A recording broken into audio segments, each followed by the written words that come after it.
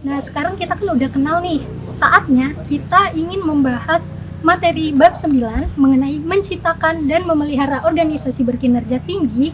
Tapi sebelum itu, kita harus tahu nih, apa aja sih tujuan pembelajaran dari bab 9 ini? Mari kita lihat. Baiklah, tujuan pembelajaran dari bab 9 ini ialah mendefinisikan sistem kerja berkinerja tinggi dan mengidentifikasikan elemen-elemen dari sistem tersebut. Yang kedua, mengetahui hasil dari sistem kerja berkinerja tinggi. Dan yang ketiga, menjelaskan kondisi yang menciptakan sistem kerja berkinerja tinggi. Lalu yang keempat adalah menjelaskan bagaimana Human Resource Management dapat berkontribusi dalam sistem kerja berkinerja tinggi. Yang kelima, menjelaskan peran teknologi Human Resource Management dalam sistem kerja berkinerja tinggi. Dan yang terakhir adalah memahami cara untuk mengukur efektivitas manajemen sumber daya manusia. Nah, jadi itu ya teman-teman tujuan pembelajaran materi bab 9 ini. Sekarang mari kita bahas videonya.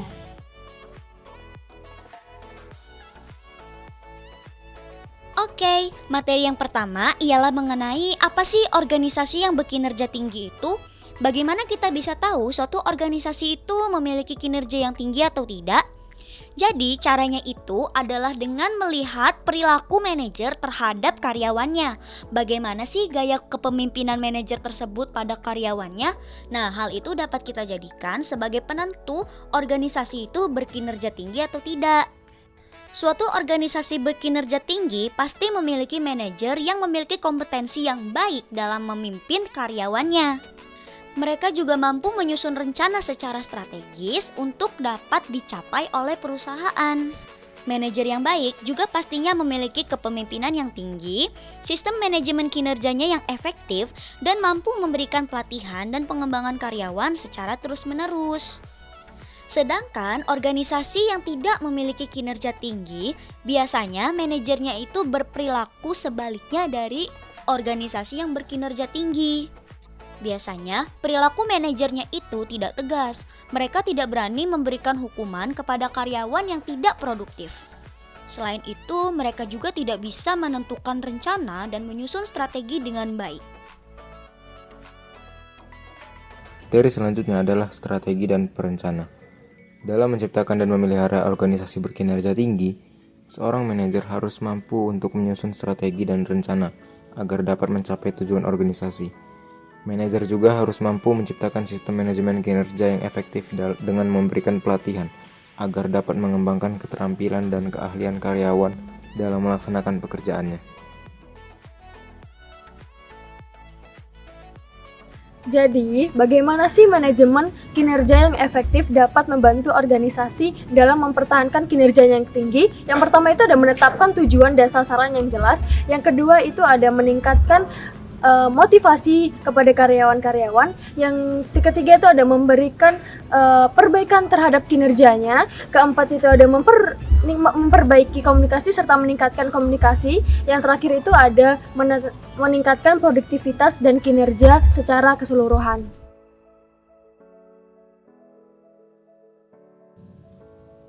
Selanjutnya, dalam pelatihan dan pengembangan karyawan, seorang manajer harus mampu memastikan bahwa kinerja karyawan dapat terus berkembang dan memiliki motivasi tinggi dalam menjalankan tiap pekerjaannya.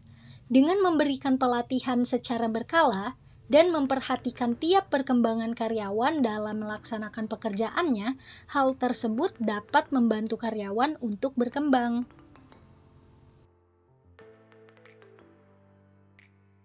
Manajer yang baik juga harus memperhatikan tiap usaha karyawannya sekecil apapun itu. Salah satu caranya adalah dengan memberikan insentif.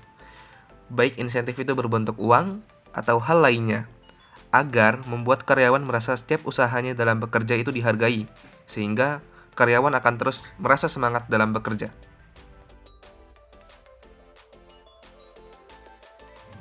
Baiklah, materi yang terakhir ialah mengenai pengukuran kinerja dan inovasi dalam menuju perubahan. Dalam mengukur kinerja organisasi, harus menetapkan tujuan dan sasaran yang jelas agar nanti saat tahap evaluasi dapat ditelusuri apa saja yang harus diperbaiki dalam proses kinerja perusahaan dalam periode tertentu. Hal ini menjadi salah satu pengukuran kinerja agar nanti ke depannya perusahaan dapat terus berkembang dalam mencapai tujuan organisasinya.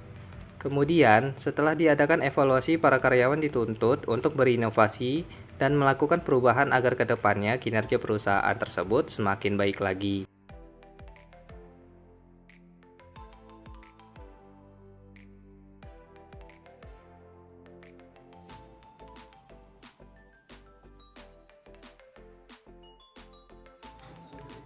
Jadi, kesimpulan dari materi bab 9 mengenai menciptakan dan memelihara organisasi berkinerja tinggi. Yang pertama, organisasi yang berkinerja tinggi pasti memiliki manajer yang berdedikasi dan berintegritas tinggi. Manajer di organisasi yang berkinerja tinggi pasti memiliki kemampuan kepemimpinan yang efektif dan penyusun strategi yang baik.